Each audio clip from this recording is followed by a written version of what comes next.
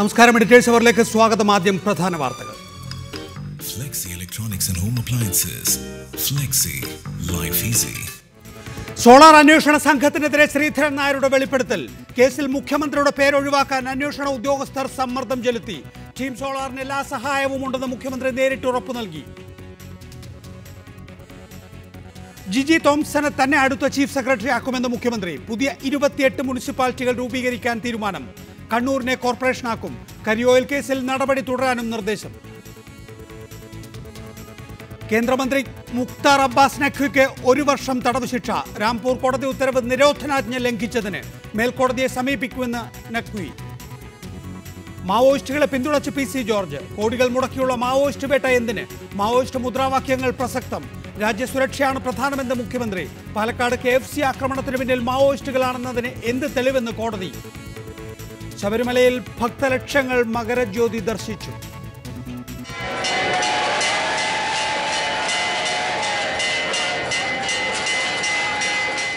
ഭക്തിസാന്ദ്രമായി സന്നിധാനം. പ്രാർത്ഥനയോടെ തീർത്ഥാടക ലക്ഷങ്ങൾ മലയിറങ്ങി.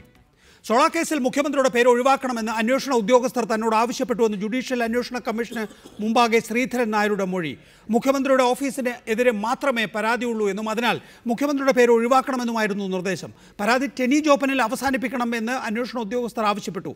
അതിനാലാണ് പോലീസിന് നൽകിയ മൊഴിയിൽ ജോപ്പനെതിരെ മാത്രം താൻ പരാമർശം ഉന്നയിച്ചതെന്നും ശ്രീധരൻ നായർ പറഞ്ഞു.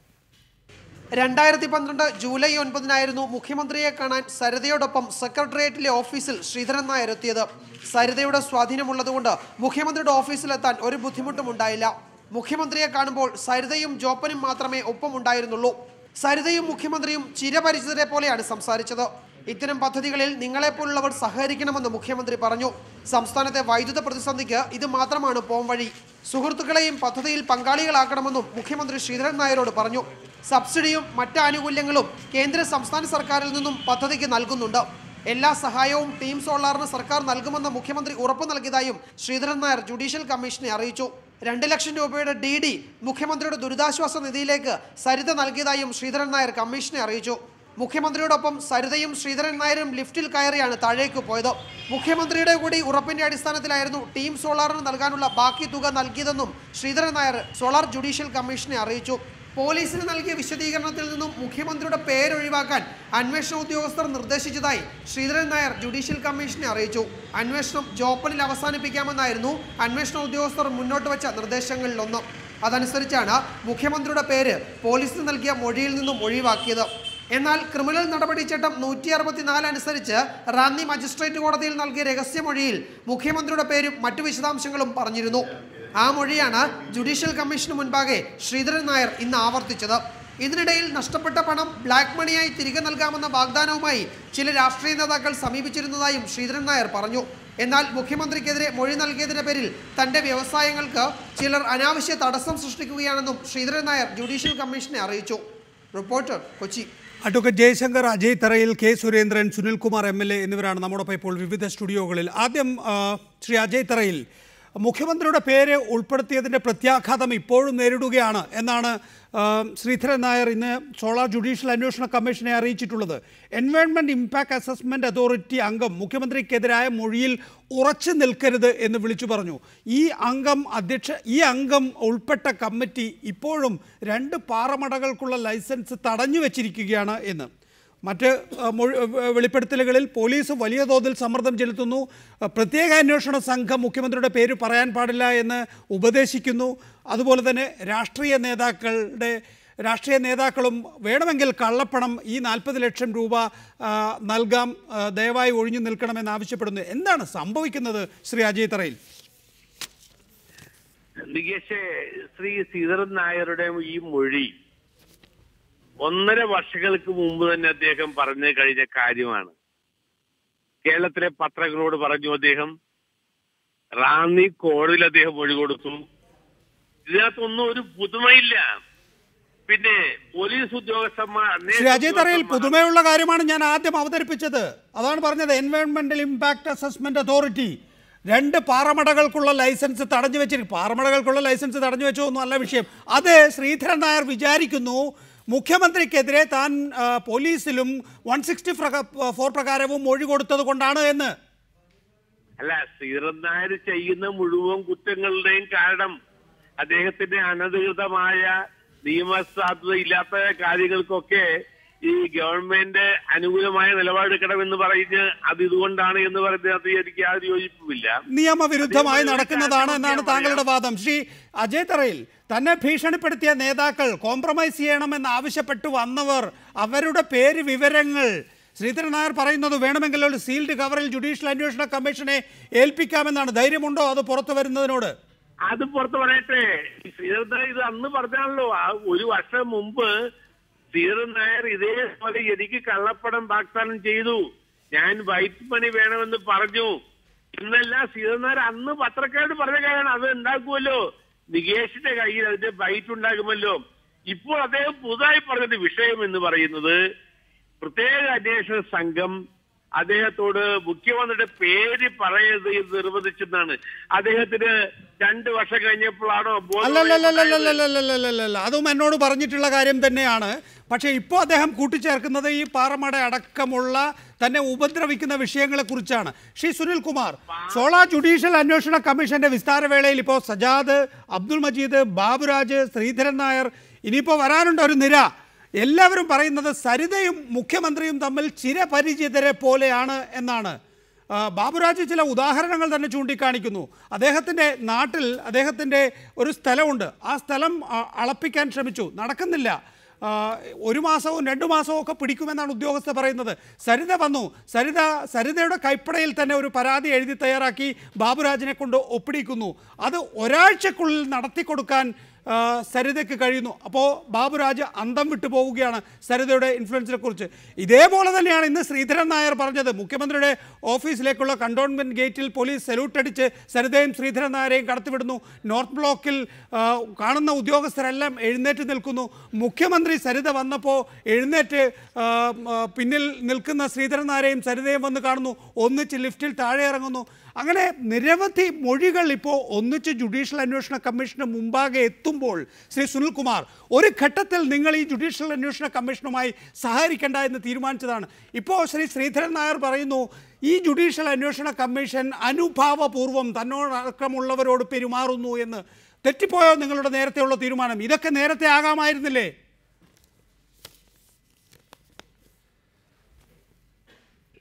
അല്ല, ഞങ്ങൾ അന്ന് പറഞ്ഞ കാര്യം, മുഖ്യമന്ത്രിയുടെ ഓഫീസ് ഈ അന്വേഷണത്തിന്റെ പരിധിയിൽ വരില്ല എന്ന് പറഞ്ഞ നിലപാടിൽ നിന്നും വ്യത്യസ്തമായ നിലപാട് ഞങ്ങൾ എടുക്കാൻ തീരുമാനിച്ചിട്ടുണ്ട്. അതിന് കാരണം മുഖ്യമന്ത്രിയുടെ ഓഫീസിനെ കൂടി അന്വേഷണ പരിധിയിൽ വരുത്താതെ ഈ അന്വേഷണം മുന്നോട്ട് പോകാൻ കഴിയില്ല എന്ന് പ്രഖ്യാപിച്ചുകൊണ്ട് ജുഡീഷ്യൽ കമ്മീഷൻ ആ നിലയിലേക്ക് അന്വേഷണം വ്യാപിപ്പിക്കാൻ തീരുമാനിച്ചു കഴിഞ്ഞാൽ ഞങ്ങൾക്ക് അതിനോട് നിസ്സഹകരിക്കേണ്ട കാര്യമില്ല ഇപ്പോൾ. അതുകൊണ്ട് അതുമായി സഹകരിക്കണം എന്ന് തന്നെയാണ് ഞങ്ങൾ തീരുമാനിച്ചിരിക്കുന്നത്.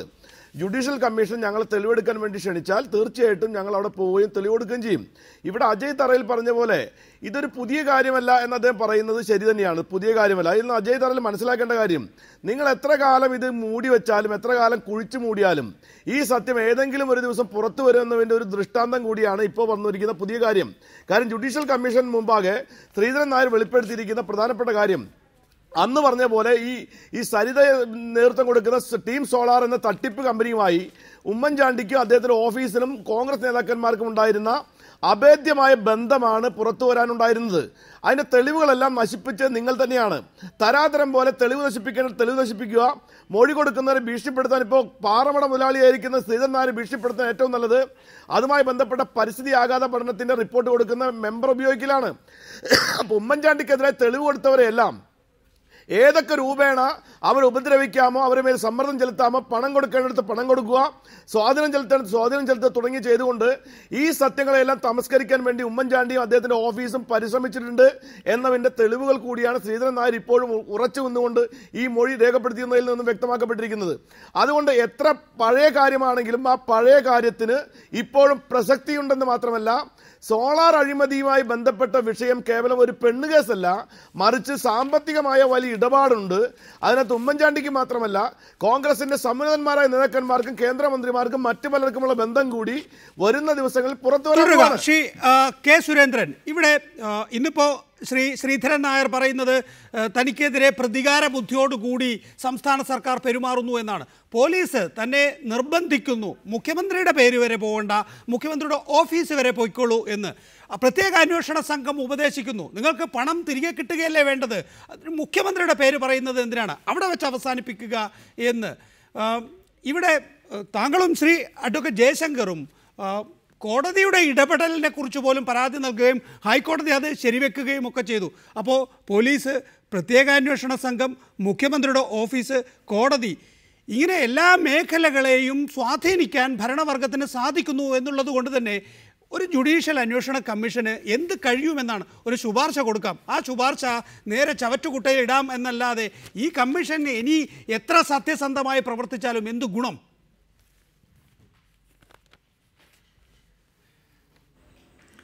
തീർച്ചയായിട്ടും. പക്ഷേ നികേഷ്, ഇത് ജുഡീഷ്യൽ കമ്മീഷൻ്റെ ഭാവി എന്തായിരിക്കും, നടപടി എന്ത് വരും എന്നുള്ളതിനേക്കാളൊക്കെ പ്രധാനമായി നിഴലിച്ച് നിൽക്കുന്നത് സോളാർ തട്ടിപ്പ് കേസിലെ ഏറ്റവും പ്രധാനപ്പെട്ട വഴിത്തിരിവ് എന്ന് പറയുന്നത് മുഖ്യമന്ത്രിയെ സരിതാ നായരും ശ്രീധരൻ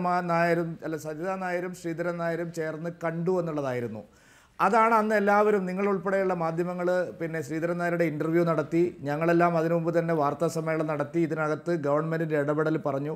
ശ്രീധരൻ നായർ ഇന്ന് പറഞ്ഞ എല്ലാ കാര്യങ്ങളും, ഇതൊരു അട്ടിമറി സംഘമാണ് ഈ കേസ് അന്വേഷിക്കുന്നത്, ഗവൺമെൻറ്റിൻ്റെ പിന്നെ പല കാര്യങ്ങളും മൂടി വെക്കുന്നു. ശ്രീധരൻ നായരും സരിതയും ചെന്ന് കണ്ടത് CCTV ദൃശ്യങ്ങളിലുണ്ട്. ഞങ്ങളുടെ പ്രധാന ആർഗ്യുമെൻ്റ് അതായിരുന്നു. ആ CCTV ദൃശ്യങ്ങൾ പരിശോധിക്കണമെന്ന് പറഞ്ഞു. CCTV അവിടെ കൊണ്ടുവച്ച് ഫിറ്റാക്കിയ കമ്പനിക്കാർ പറയുന്നു 268 തവണ വേണമെങ്കിൽ അത് റിട്രീവ് ചെയ്ത് എടുക്കാൻ കഴിയും, 14 ദിവസം കഴിഞ്ഞാൽ മാഞ്ഞു പോകുന്നതല്ല. ഇപ്പോൾ ശ്രീധരൻ നായർ പറയുന്ന ഒരു പ്രധാനപ്പെട്ട കാര്യം, അന്വേഷണ സംഘം എന്നെ നിർബന്ധിച്ചു, ഭീഷണിപ്പെടുത്തി. ശരിയാണ്. ഈ അന്വേഷണം നടക്കുന്ന സന്ദർഭത്തിലാണ് ശ്രീധരൻ നായർക്ക് 15 കൊല്ലം മുമ്പുള്ള 2 നോട്ടീസ് വരുന്നത്. അപ്പോൾ അദ്ദേഹത്തിൻ്റെ പാറമട പൂട്ടിക്കാൻ ശ്രമിച്ചു, മറ്റ് ബിസിനസ്സുകൾ തകർക്കാൻ ശ്രമിച്ചു. വളരെ പ്രധാനപ്പെട്ട മറ്റൊരു കാര്യം, കോൺഗ്രസിൻ്റെ നേതാക്കന്മാർ കള്ളപ്പണവുമായിട്ട് വന്നു. ഇതിലെല്ലാം വെളിവാകുന്ന ഒരു കാര്യം, സോളാർ തട്ടിപ്പിനെ കുഴിച്ചു മൂടാൻ മുഖ്യമന്ത്രി നേരിട്ട് മുൻകൈയെടുത്തു. മുഖ്യമന്ത്രി തന്നെയാണ് ഇതിന് നേതൃത്വം നൽകിയത്. മുഖ്യമന്ത്രിയുടെ ഓഫീസിലെ 2 ഗുമസ്തന്മാരല്ല എന്നുള്ള വസ്തുത 2 വർഷം കഴിഞ്ഞിട്ടും ശ്രീധരൻ നായരുടെ ക്രെഡിബിലിറ്റി, അന്ന് പറഞ്ഞത് അങ്ങനെയാണ്. ഈ അജയ് തറയിലൊക്കെ പറഞ്ഞിട്ടുണ്ട്, ശ്രീധരൻ നായർ കള്ളനല്ലേ, അയാൾക്ക് എന്താ ക്രെഡിബിലിറ്റി. അയാളുടെ ക്രെഡിബിലിറ്റി വളരെ വ്യക്തമായിട്ട് ഇന്നും നിൽക്കുന്നു. 2 വർഷം കഴിഞ്ഞിട്ടും കോൺഗ്രസ് നേതാക്കന്മാർക്ക് ഇത്രയൊക്കെ ബുദ്ധിമുട്ടിച്ചിട്ടും അയാളുടെ വാക്ക് മാറ്റി പറയാൻ കഴിയുന്നില്ല എന്നുള്ളതാണ് സത്യം. അപ്പോൾ അതുകൊണ്ട് ജുഡീഷ്യൽ കമ്മീഷൻ ഇനി ഒരുപാട് പേരെ വിസ്തരിക്കാനുണ്ട്. പ്രധാന പ്രതിപക്ഷം എന്താണ് ചെയ്തത്, ആര് മൊഴി നൽകിയത് കൊണ്ടാണ് ഈ കമ്മീഷൻ ഇപ്പോൾ ഈ ആളുകളൊക്കെ വിസ്തരിക്കുന്നത്, ഇതൊക്കെ ജനങ്ങൾക്ക് അറിവുള്ള കാര്യമാണ്. പക്ഷേ ജുഡീഷ്യൽ കമ്മീഷൻ്റെ ഭാവി എന്തായാലും മുഖ്യമന്ത്രിയുടെയും സർക്കാരിൻ്റെയും അന്നത്തെ എല്ലാ വാദങ്ങളും തെറ്റാണെന്ന് ഇന്ന് പൂർവാധികം ശക്തിയോടുകൂടി തെളിഞ്ഞിരിക്കുന്നു. തുടരുക. അഡ്വക്കേറ്റ് ജയശങ്കർ, പ്രതിപക്ഷം ജുഡീഷ്യൽ അന്വേഷണ കമ്മീഷനുമായി സഹകരിക്കാത്തതിൻ്റെ പ്രധാനപ്പെട്ട കാരണം മുഖ്യമന്ത്രിയുടെ ഓഫീസിനെ ഉൾപ്പെടുത്തിയില്ല എന്നതുകൊണ്ടായിരിക്കാമെങ്കിൽ പോലും ഒരു റിട്ടയർഡ് ജഡ്ജിനെ എപ്പോഴും ഗവൺമെൻറ്റിന് വാങ്ങാൻ കഴിയും എന്നുള്ളത് കൊണ്ട് കൂടിയായിരുന്നു. ജസ്റ്റിസ് ശിവരാജനെ മുഖ്യമന്ത്രി നിയോഗിച്ചതാണ്. അപ്പോൾ നേരത്തെ തന്നെ എന്തായിരിക്കണം റിപ്പോർട്ട് എന്നത് സംബന്ധിച്ചൊരു വ്യക്തത മുഖ്യമന്ത്രി വരുത്തിയിട്ടുണ്ടാവും എന്ന അനുമാനത്തിൻ്റെ അടിസ്ഥാനത്തിലായിരിക്കും ഈ സുനിൽ അടക്കമുള്ളവർ അവിടെ പോയി മൊഴി കൊടുക്കാതിരുന്നത്. ഈ ജസ്റ്റിസ് ശിവരാജ് നായർ ഇപ്പോൾ അനുഭാവപൂർവ്വം നമ്മളെ പരിഗണിക്കുന്നു എന്ന് ഇവിടെ വിസ്താരത്തിന് പോയ ആളുകളെല്ലാം പറയുന്നുണ്ട് എങ്കിൽ പോലും കമ്മീഷൻ റിപ്പോർട്ട് അവസാനം വരുമ്പോൾ കാര്യങ്ങൾ കീഴ്മേൽ മറിയാനിടയില്ലേ? ഇത് മറ്റൊരു തട്ടിപ്പായി കൂടെ? അല്ല, ഈ ജുഡീഷ്യൽ അന്വേഷണം വേണം, സിറ്റിംഗ് ജഡ്ജി തന്നെ അന്വേഷിക്കണം എന്ന് എൻ്റെ സുഹൃത്ത് ശ്രീ സുനിൽകുമാർ അടക്കമുള്ളവർ വാദിക്കുമ്പോഴും ജുഡീഷ്യൽ അന്വേഷണമേ തട്ടിപ്പാണ്, അത് ഒരു കാരണവശാലും സ്വാഗതാർഹമല്ല എന്ന നിലപാട് സ്വീകരിച്ച ആളാണ് ഞാൻ. കാരണം എന്താ വെച്ചാൽ ഇന്ത്യ രാജ്യത്ത് ഇന്ന് വരെയുള്ള സ്വാതന്ത്ര്യം കിട്ടിയത് മുതൽക്ക് ഇങ്ങോട്ടുള്ള എല്ലാ ജുഡീഷ്യൽ അന്വേഷണ കമ്മീഷനുകളും ഒരു പക്ഷേ പണ്ട് പ്രതാപ് സിംഗ് കൈറോഡിനെതിരായിട്ട് നടത്തിയ ഒരു ജുഡീഷ്യൽ അന്വേഷണമോ അല്ലെങ്കിൽ ബിജു പട്നായിക്കിനെതിരായിട്ട് നടത്തിയ അന്വേഷണമോ ഒഴിച്ചാൽ, കേരളത്തിൻ്റെ ചരിത്രത്തിൽ തന്നെ ജസ്റ്റിസ് സുകുമാരൻ്റെ ഇടമലയാർ കമ്മീഷൻ്റെ റിപ്പോർട്ട് ഒഴിച്ചാൽ മിക്കതും തന്നെ നിഷ്പ്രയോജനമായ ഒരു വ്യായാമമായിട്ട് അവസാനിച്ചു എന്നുള്ളതാണ് ചരിത്രം. ഇപ്പോൾ ഏറ്റവും പ്രഗത്ഭനും സത്യസന്ധനും ആർക്കും ഒരു എതിരഭിപ്രായം പറയാൻ പറ്റാത്ത ജസ്റ്റിസ് BN ശ്രീകൃഷ്ണ എത്രയോ കൊല്ലം അദ്ദേഹം ബോംബെ ഹൈക്കോടതിയിൽ കേസ് കേൾക്കേണ്ട സമയം മാറ്റിവെച്ച്, അത്ര സമയം കേസ് കേട്ടെങ്കിൽ അത്രയും കേസ് അവിടെ കുറഞ്ഞേനെ, വലിയ അന്വേഷണം നടത്തിയിട്ടാണ് ബോംബെ കലാപത്തെക്കുറിച്ച് റിപ്പോർട്ട് കൊടുത്തത്. ആ റിപ്പോർട്ട് ശിവസേന BJP സർക്കാർ ചവറ്റുകൊട്ടയിലിട്ടു. മനോഹർ ജോഷിയായിരുന്നു മുഖ്യമന്ത്രി. ഒന്നും സംഭവിച്ചില്ല. അതാണ് രാജ്യത്ത് ജുഡീഷ്യൽ അന്വേഷണ കമ്മീഷൻ റിപ്പോർട്ടുകളുടെ ഒരു ദുർവിധി. ജസ്റ്റിസ് ശിവരാജനെ സംബന്ധിച്ചിടത്തോളം എനിക്ക് അദ്ദേഹത്തെ വളരെ വ്യക്തമായിട്ട് അറിയാം, വളരെ കൊല്ലങ്ങളായിട്ട് പരിചയമുള്ള ആളാണ്. അദ്ദേഹം വക്കീലായിരിക്കുന്ന കാലത്തോട്ട് എനിക്ക് വളരെ അടുത്തറിയാവുന്നതാണ്. സാധു മനുഷ്യനാണ്. ഒരു ഉപദ്രവം ആർക്കും ഇന്ന് വരെ ചെയ്തിട്ടില്ല. ഹൈക്കോടതിയിലെ പ്രഗത്ഭന്മാരായ ജഡ്ജിമാരുടെ പട്ടികയിൽ അദ്ദേഹം ഒരു കാലത്ത് പെട്ടിട്ടില്ല. പക്ഷേ എല്ലാവർക്കും സ്നേഹമുള്ള ഒരു വ്യക്തിയായിരുന്നു. അദ്ദേഹത്തിൻ്റെ റിപ്പോർട്ട് ഏത് രൂപത്തിലായിരിക്കും എന്നുള്ളതിനെക്കുറിച്ച് നമ്മളിപ്പോൾ ഒരു പ്രവചനം നടത്തുന്നത് ശരിയല്ല. അദ്ദേഹത്തെ ഞാൻ മനസ്സിലാക്കുന്നിടത്തോളം ഒരു മാന്യനായിട്ടുള്ള വ്യക്തിയാണ്. സത്യസന്ധമായിട്ട് അന്വേഷിക്കാനേ സാധ്യതയുള്ളൂ. ഞാൻ അങ്ങനെ വിശ്വസിക്കുന്നു. അദ്ദേഹത്തിന് വേറെ അജണ്ടയൊന്നുമില്ല. ഉമ്മൻചാണ്ടി സർക്കാരാണ് അദ്ദേഹത്തെ നിയമിച്ചതെന്നുള്ളത് ശരിയാണ്. പക്ഷേ അദ്ദേഹത്തിൻ്റെ റിപ്പോർട്ട് ഇന്ന രീതിയിലായിരിക്കും. നമ്മൾ ഈ സന്ദർഭത്തിൽ പ്രവചിക്കുന്നത് ശരിയായിരിക്കില്ല, ക്രൂരമായിരിക്കും എന്ന് ഞാൻ വിചാരിക്കും. ശ്രീ അജയ് തറയിൽ, സ്വന്തം പോലീസിനെ കൊണ്ട് അന്വേഷിക്കേണ്ട, CBIക്ക് എന്തായാലും കൊടുക്കാൻ തീരുമാനിച്ചിട്ടില്ല, ഒരു ജുഡീഷ്യൽ തട്ടിക്കൂട്ടുക, അതിൻ്റെ പുറത്ത് കുറേ കാലം കഴിക്കുക എന്ന ലക്ഷ്യത്തിൽ മുന്നോട്ട് പോയ ഉമ്മൻചാണ്ടിയെ സംബന്ധിച്ചിടത്തോളം വലിയ അപകടത്തിലാണോ ചെന്ന് ചാടിയത്? ഒരു ജുഡീഷ്യൽ അന്വേഷണ കമ്മീഷൻ തനിക്കെതിരെ പരാമർശം എഴുതിക്കുന്ന വിധത്തിൽ അദ്ദേഹം സത്യസന്ധമായി കാര്യങ്ങൾ മുന്നോട്ട് കൊണ്ടുപോവുകയാണെങ്കിൽ ആ തരത്തിലുള്ള മൊഴികളല്ലേ പുറത്തു വരുന്നത്? ഇന്നലെയും ഇന്നും മിനിയാന്നും ഒക്കെയായി. ഇതിനകത്ത് ഒരു കാര്യം ഞാൻ പറയാം. ജുഡീഷ്യൽ അന്വേഷണം എന്ന് പറയുന്ന ഡിമാൻഡ് കേരളത്തിലെ പ്രതിപക്ഷം മുന്നോട്ട് വെച്ചൊരാവശ്യമാണ്. ആ ആവശ്യം ഗവൺമെന്റ് അംഗീകരിച്ചു. കേരളത്തിലെ പ്രതിപക്ഷം പറഞ്ഞു മുഖ്യമന്ത്രിയുടെ ഓഫീസും ഇതിനകത്ത് വേണമെന്ന് പറഞ്ഞു. മുഖ്യമന്ത്രിയുടെ ഓഫീസ് അടക്കം ജുഡീഷ്യൽ കമ്മീഷന്റെ പരിധിയിലാണ്. അത് ഗവൺമെന്റ് വിജ്ഞാപനം ഇറക്കി. ഇപ്പോൾ എന്താണ് പുതിയ മൊഴി ഉണ്ടായിട്ടുള്ളത് എനിക്കറിയാൻ ആഗ്രഹമുണ്ട്. ഇവിടെയുള്ള പ്രത്യേക അന്വേഷണ സംഘം ശ്രീധരൻ നായരോട് മുഖ്യമന്ത്രിയുടെ പേര് പറയരുത് എന്ന് പറഞ്ഞത് എന്ന് ശ്രീധരൻ നായർ പറയുന്നത് 1.5 കൊല്ലം മുമ്പ് നടന്ന കാര്യമാണ്. അതല്ലേ നേരത്തെ ശ്രീ സുനിൽകുമാർ ചൂണ്ടിക്കാണിച്ചത്? ശ്രീ അജയ് തറയിൽ, 2 കൊല്ലം മുമ്പ് ശ്രീധരൻ നായർ പറഞ്ഞത് ഇപ്പോഴും അദ്ദേഹം ആവർത്തിക്കുന്നു. നിങ്ങൾ ശ്രീധരൻ നായരുടെ ക്രെഡിബിലിറ്റിയാണ് ആദ്യം പൊളിക്കാൻ, പാറമട ശ്രീധരൻ നായർ എന്നൊക്കെ വിളിച്ച് ആ ക്രെഡിബിലിറ്റി പൊളിക്കാനുള്ള താങ്കളുടെ ശ്രമമുണ്ടല്ലോ, അല്ലെങ്കിൽ കോൺഗ്രസിന്റെ ശ്രമമുണ്ടല്ലോ, അത് പൊളിഞ്ഞു. 2 വർഷത്തെ നിരന്തര പീഡനത്തിന് ശേഷവും ശ്രീധരൻ നായർ തന്റെ മൊഴിയിൽ ഉറച്ചു നിൽക്കുന്നു. അല്ല, പീഡനമല്ല. ശ്രീധരൻ നായർ വളരെ മുൻകൂട്ടി തീരുമാനിച്ചുണ്ടാക്കിയ ഒരു സ്റ്റോറി, ആ സ്റ്റോറിയിൽ അദ്ദേഹം ഉറച്ചു നിൽക്കുന്നു. ആ സ്റ്റോറിയാണ് അദ്ദേഹം റാന്നി കോടതിയിൽ പറഞ്ഞത്. അതിൽ നിന്നും വ്യത്യസ്തമായി 2 കൊല്ലം കൊണ്ട് പ്രതിപക്ഷത്തിന് എന്ത് ചെയ്യിക്കാൻ കഴിഞ്ഞു? 2 കൊല്ലം കൊണ്ട് ശ്രീധരൻ നായരുടെ മൊഴി മാറ്റാനോ പുതുതായി എന്തെങ്കിലും പറയാനോ ശ്രീധരൻ നായർക്ക് കഴിഞ്ഞിട്ടില്ല. ശ്രീ കെ സുരേന്ദ്രൻ, സർക്കാരിന് നഷ്ടം വന്നിട്ടില്ല എന്നുള്ളതാണ് മുഖ്യമന്ത്രിയുടെ അടിസ്ഥാനപരമായ വാദം. ആ അടിസ്ഥാനപരമായ വാദം, അതാണ് നേരത്തെ ഞാൻ സുനിൽകുമാറിനോട് ചോദിച്ചത്. അടിസ്ഥാനവാദത്തെ ശരിവെക്കുന്ന വിധത്തിൽ ഇതിൽ ചില ഇടപാടുകൾ നടന്നിട്ടുണ്ട്, അക്കാര്യത്തിൽ ചില തട്ടിപ്പുകൾ ഉണ്ടായിട്ടുണ്ടാകും, അവിടെ എൻ്റെ പങ്കാളിത്തമില്ല, എൻ്റെ ഓഫീസിലെ ചിലർക്ക് ഇവരുമായി പരിചയമുണ്ടാകും, അല്ലെങ്കിൽ ചില ഫോൺ വിളികൾ നടന്നിട്ടുണ്ടാകും, അതിനപ്പുറത്തേക്ക് ഒന്നും തെളിയിക്കാൻ കഴിയുന്ന ഒരു മൊഴിയും ഒരു തെളിവും ഇതിന് മുമ്പാകെ ജുഡീഷ്യൽ അന്വേഷണ കമ്മീഷൻ മുമ്പാകെ വന്നിട്ടില്ല എന്ന കാര്യം താങ്കളും സമ്മതിക്കുമല്ലോ?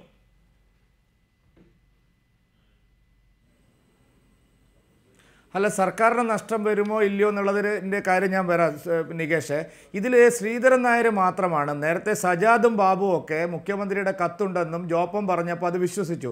ശ്രീധരൻ നായർ വളരെ സമർത്ഥനായതുകൊണ്ട് എനിക്ക് മുഖ്യമന്ത്രി തന്നെ പറഞ്ഞാലേ വിശ്വാസമാവുള്ളൂ, എങ്കിലേ ഞാൻ 2ാം ഘട്ടം പണം കൊടുക്കൂ എന്ന് പറഞ്ഞിട്ടാണ് സരിത മുഖ്യമന്ത്രിയെ, ഈ ശ്രീധരൻ നായരെയും കൂട്ടിയിട്ട് മുഖ്യമന്ത്രിയുടെ അടുത്തേക്ക് പോകുന്നത്. അപ്പോൾ അതിൽ വളരെ വ്യക്തമായിട്ട് മുഖ്യമന്ത്രി നിങ്ങൾ മാത്രമല്ല നിങ്ങളുടെ സുഹൃത്തുക്കളും ഇതിൽ ഇൻവെസ്റ്റ് ചെയ്യണം, വലിയ പദ്ധതികൾ വരാൻ പോവുകയാണ്. ശരിയാണ്, ഈ കഴിഞ്ഞ ബഡ്ജറ്റിൽ അതിന് കൊല്ലം മുമ്പുള്ള ബഡ്ജറ്റിൽ റിന്യൂവബിൾ എനർജി കമ്മീഷൻ, അതായത് എല്ലാ വീടുകളിലും സോളാർ പാനലുകൾ സ്ഥാപിക്കാൻ 2500 സ്ക്വയർ ഫീറ്റിന് മുകളിലുള്ള വീടുകളിലും കെട്ടിടങ്ങളിലും സോളാർ പാനലുകൾ സ്ഥാപിക്കാൻ വേണ്ടിയിട്ടുള്ള വലിയൊരു പദ്ധതി കേന്ദ്ര ഗവൺമെൻറ്റിൻ്റെ സഹായത്തോടു കൂടി കേരളത്തിൽ നടപ്പിലാക്കാൻ പോവുമായിരുന്നു. അതിൻ്റെ നോഡൽ ഏജൻസി ആയിട്ടാണ് യഥാർത്ഥത്തിൽ ടീം സോളാറിനെ അവർ നിശ്ചയിച്ചത്.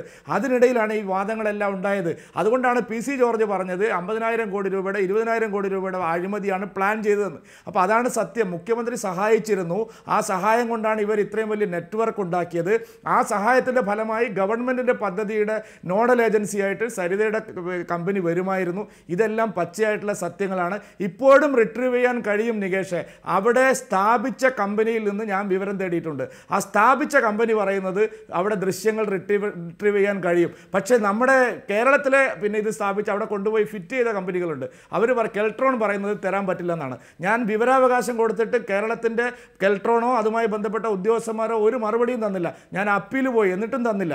കാരണം ഇവർ പറയുന്നു കിട്ടില്ല, പക്ഷേ കമ്പനി നിർമ്മാതാക്കൾ പറയുന്നു അത് 266 തവണയിലധികം അത് റിട്രീവ് ചെയ്യാൻ പറ്റും, എത്ര കൊല്ലം കഴിഞ്ഞാലും. അപ്പോൾ അവിടെ എല്ലാം തട്ടിപ്പ് നടന്നിട്ടുണ്ട്. ആ തട്ടിപ്പെല്ലാം നടത്തിയത് മുഖ്യമന്ത്രി നേരിട്ട് അന്വേഷണ കമ്മീഷനെ ഉപയോഗിച്ചുകൊണ്ടാണ്, അന്വേഷണ സംഘത്തെ ഉപയോഗിച്ചുകൊണ്ടാണ്. അതുകൊണ്ടാണ് അന്നേ ഞങ്ങൾ പറഞ്ഞത് ഇതൊരു അട്ടിമറി സംഘമാണ്. ഹേമചന്ദ്രനാണ് ഈ തട്ടിപ്പിനെല്ലാം മുഖ്യമന്ത്രിയെ സഹായിച്ചത്, അന്നത്തെ ആഭ്യന്തരമന്ത്രിയാണ്. അപ്പോൾ ഇതെല്ലാം പകൽ പോലെ വ്യക്തമാണ്, നമുക്ക് വേറെ ഒന്നും ചെയ്യാൻ കഴിയില്ല. തുടരുക. ശ്രീ അജയ് തറയിൽ, സർക്കാരിന് നഷ്ടം വന്നിട്ടില്ല എന്ന മുഖ്യമന്ത്രിയുടെ വാദം ഇന്ന് ജുഡീഷ്യൽ അന്വേഷണ കമ്മീഷന്റെ വിസ്താരവേളയിൽ വന്നു. ശ്രീധരൻ നായർ പറയുന്നത് അങ്ങനെയല്ല, ഇത് സർക്കാരിൻ്റെ നഷ്ടം തന്നെയാണ്. ഈ 40 ലക്ഷം രൂപ, അതായത് സരിത തട്ടിച്ചു കൊണ്ടുപോയ 40 ലക്ഷം രൂപ ഞാൻ വ്യവസായത്തിൽ നിക്ഷേപിച്ചിരുന്നുവെങ്കിൽ സർക്കാരിന് സെയിൽസ് ടാക്സും ആദായ നികുതിയും കിട്ടുമായിരുന്നു, ധാരാളം പേർക്ക് തൊഴിൽ ലഭിക്കുമായിരുന്നു. ഇത് രണ്ട് വ്യക്തികൾ തമ്മിലുള്ള തർക്കം എന്ന വാദം മുഖ്യമന്ത്രി ഉയർത്തുന്നത് മുഖ്യമന്ത്രിക്ക് ഇതിൽ നിന്ന് തടി തപ്പാൻ വേണ്ടി മാത്രമാണ്. അല്ല നികേഷ്, ഈ സർക്കാരിന്റെ പണം ഇവിടെ ചെലവാകുകയോ നഷ്ടം വരികയോ ചെയ്തിട്ടില്ല എന്ന വാദഗതി ഏറ്റവും യുക്തിസഹമായ ഒരു വാദഗതിയാണ്. അത് ആണ് സത്യം, അതവിടെ നിൽക്കട്ടെ. ഇതൊരു തട്ടിപ്പ്, ഈ തട്ടിപ്പിനെ മുഖ്യമന്ത്രി സഹായിച്ചു എന്ന് നിങ്ങൾ പറയുന്ന ആരോപണത്തിനുള്ള മറുപടിയായിട്ട് ഞാൻ പറയുകയാണ്. ഇവിടെ ശ്രീ സുനിൽകുമാറും ശ്രീ സുരേന്ദ്രനും CCTV ദൃശ്യങ്ങൾ പുനരാവിഷ്കരിക്കുന്നതിനെ കുറിച്ച് പറഞ്ഞു.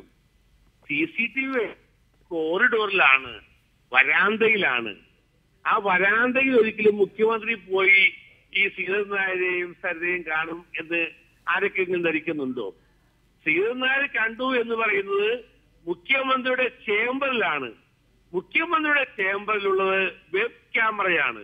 വെബ് ക്യാമറയിലൂടെ ലൈവ് ടെലികാസ്റ്റ് ഈ ലോകം മുഴുവൻ കണ്ടുകൊണ്ടിരിക്കുന്ന ഒരു വസ്തുതയാണ്. ആ വെബ് ക്യാമറയിലൂടെ കണ്ടുകൊണ്ടിരിക്കുന്ന ദൃശ്യങ്ങളിൽ നിങ്ങൾക്ക് എന്തെങ്കിലും പറയാൻ കഴിയുമോ? ഒന്ന്, ശ്രീധരൻ നായരെ ശ്രീ ഉമ്മൻചാണ്ടി കണ്ടില്ല എന്ന് പറഞ്ഞിട്ടില്ല. ശ്രീധരൻ നായർ കോണി. അജയ് തറയിൽ യാത്രയിലാണ്. അജയ് തറയിലിൻ്റെ ടെലിഫോണിലേക്ക് നമുക്ക് തിരികെ പോകാം. എന്താണ് ഇതിൽ നിന്ന് പുതുതായി രൂപപ്പെടാൻ പോകുന്നത്? അല്ല, ഇതിൽ വളരെ സ്പഷ്ടമായിട്ടുള്ള കാര്യമല്ലേ. ഇവിടെ ജുഡീഷ്യൽ അന്വേഷണം നടക്കുന്നു. തെളിവ് നിയമം അനുസരിച്ച് ഇദ്ദേഹത്തിൻ്റെ പേരിൽ കുറ്റാരോപണം നടത്താൻ കഴിയുമോ എന്നൊരു ശുപാർശ നൽകാൻ മാത്രമേ ജുഡീഷ്യൽ കമ്മീഷന് സാധിക്കുകയുള്ളൂ. കമ്മീഷണർ റിപ്പോർട്ട് എന്ത് തന്നെയാണെങ്കിലും നികേഷ് ഈ നാട്ടിലെ ആളുകൾക്ക് മുഴുവനും അറിയാം യഥാർത്ഥത്തിൽ എന്താ ഉണ്ടായത്. ഇത് രാഷ്ട്രീയമാണ്. ഞാൻ പറഞ്ഞ ഇതിന് നിയമപരമായ വശമുണ്ട്, രാഷ്ട്രീയമായ വശമുണ്ട്.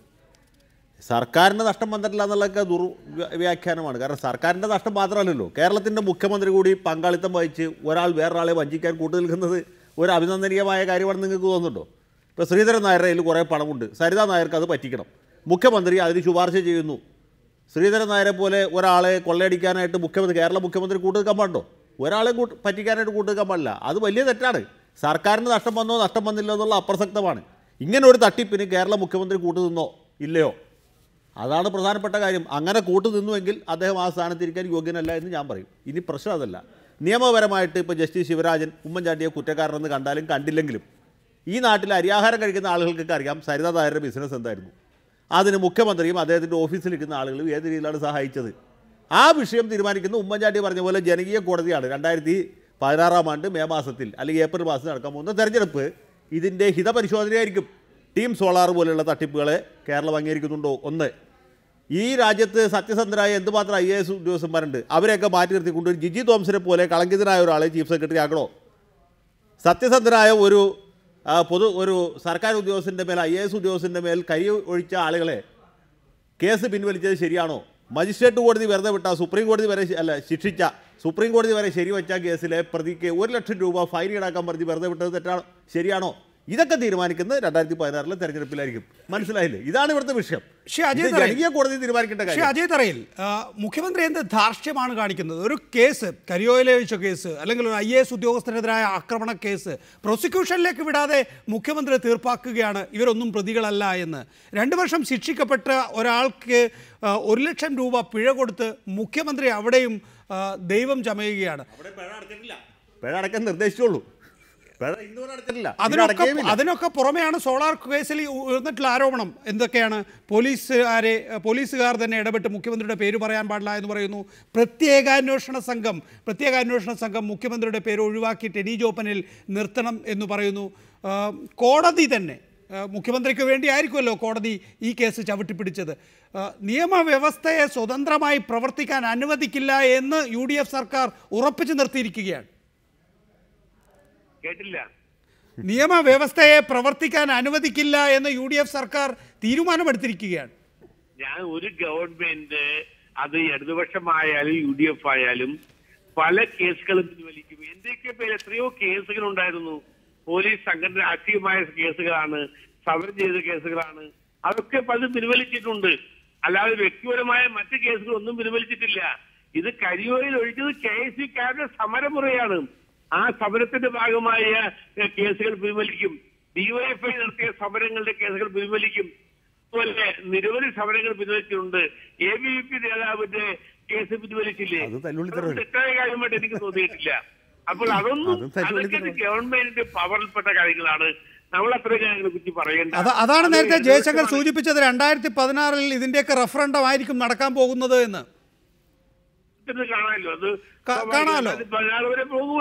പോകുമല്ലോ സ്വാഭാവികമായും. ശ്രീ സുനിൽകുമാർ, ജോപ്പനുണ്ട്, ജിക്കുമോനുണ്ട്, സലിംരാജ് ഉണ്ട്, സരിതയുണ്ട്, ശാലുമോനുണ്ട്. ഗ്ലാമർ താരങ്ങൾ ഇനിയും ഒട്ടേറെ വരാനിരിക്കുന്നതേ ഉള്ളൂ ജുഡീഷ്യൽ അന്വേഷണ കമ്മീഷന് മുമ്പാകെ. നിങ്ങൾ പ്രതിപക്ഷത്തെ വീരശൂര പരാക്രമികളെ ഒന്നും ഈ ഭാഗത്തേക്ക് കണ്ടില്ല എന്നാണ് വിസ്താരവേളയിലേക്ക് എത്തുന്നത്. എന്തായിരിക്കും നിങ്ങൾക്ക്?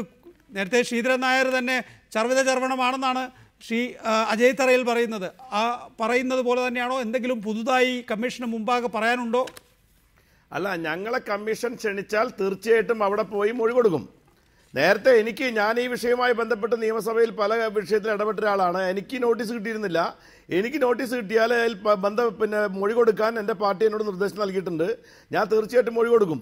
ഇവിടെ ഇത് മാത്രമല്ല, സരിത എസ് നായർ കൊടുത്ത മൊഴി അവർ രേഖപ്പെടുത്തി 24 പേജ് മൊഴി 2 പേജ് 3 പേജ് കുറഞ്ഞില്ലേ? സരിത എസ് നായർക്കെതിരായി ഇവരെടുത്ത കേസ് എന്താ? സാമ്പത്തിക തട്ടിപ്പ് മാത്രമല്ലേ? ക്രിമിനൽ കോൺസ്പിറസി അവർ ചാർജ് ചെയ്തോ? ഇതൊക്കെ ചെയ്ത് എന്തിനു വേണ്ടിയിട്ടാ? ഇത് കേവലം സാമ്പത്തിക തട്ടിപ്പാക്കി മാറ്റി പണം കൊടുത്ത് ഈ സരിത എസ് നായർ കോടിക്കണക്കിന് രൂപ കൊടുക്കാനുള്ള പൈസ മുഴുവൻ കൊടുത്തത് എങ്ങനെയാണ്? അവരുടെ സോഴ്സ് എവിടെ നിന്നാണ്? ഇതൊക്കെ അന്വേഷിക്കേണ്ട കാര്യം എവിടെ പോയി? അപ്പൊ ഇങ്ങനെ ഒരുപാട് കാര്യങ്ങൾ ഇനി പുറത്തു വരാനിരിക്കുകയാണ്. സരിത പുറത്തിറങ്ങിയ ശേഷം അവർ 38 കേസുകളിൽ പല കേസുകളും പിൻവലിക്കപ്പെട്ടത് എങ്ങനെയാണ്? അതിന് കാരണം ക്രിമിനൽ കോൺസ്പിറസി ഇല്ലാതെ സാമ്പത്തിക കുറ്റാരോപണം മാത്രം വെച്ചുകൊണ്ട് പുറത്ത് പണം കൊടുത്താൽ ഒത്തുതീർപ്പാക്കാവുന്ന വിധത്തിൽ സരിതയ്ക്ക് രക്ഷപ്പെടാനുള്ള അവസരവും പഴുതും കൊടുത്ത ആരാ? ഉമ്മൻചാണ്ടിയല്ലേ? ഈ ഗവൺമെന്റ് അല്ലേ? അപ്പൊ അങ്ങനെ രീതിയിൽ തികച്ചും നിയമവിരുദ്ധമായ റൂൾ ഓഫ് ലോ എന്ന് പറയുന്നത് ഈ കേരളത്തിൽ ഇല്ല എന്ന് വരുത്തി തീർത്ത ഒരു മുഖ്യമന്ത്രിയാണ് ശ്രീമാൻ ഉമ്മൻചാണ്ടി. അദ്ദേഹത്തിന്റെ നേതൃത്വത്തിൽ ഗവൺമെന്റ് അദ്ദേഹത്തെ രക്ഷിക്കാൻ വേണ്ടി മാത്രമല്ല, അദ്ദേഹത്തിന് വേണ്ടി, അദ്ദേഹത്തിന് ഇഷ്ടപ്പെട്ടവരെ ഏത് രൂപത്തിൽ രക്ഷിക്കാൻ വേണ്ടി ജുഡീഷ്യറിയെ, നീതിന്യായ വ്യവസ്ഥയെ, ഇവിടുത്തെ പോലീസിനെ, ഏത് സംവിധാനത്തെയും അദ്ദേഹം അതിന്റെ വരിയിൽ നിർത്താൻ വേണ്ടി ശ്രമിച്ചു എന്നതിന്റെ ഏറ്റവും വലിയ ഉദാഹരണം കൂടിയാണ് ഈ സോളാർ കേസിന്റെ തട്ടിപ്പ് ഇതുപോലെ നീണ്ടുകൊണ്ടുപോകുന്നതിന്റെ ഉത്തരവാദിത്വം അദ്ദേഹത്തിന് തന്നെയാണ്. ഒരു സംശയക്കാര്യത്തിൽ വേണ്ട. സുനിൽകുമാർ, നമുക്ക് ചർച്ച അവസാനിപ്പിക്കാം. ഒപ്പം തന്നെ ശ്രീ കെ സുരേന്ദ്രൻ, അജയ് തറയിൽ, അഡ്വക്കേറ്റ് ജയശങ്കർ, വളരെ നന്ദി സഹകരിച്ചതിന്, ഈ ചർച്ചയിൽ ഇടപെട്ടതിന്.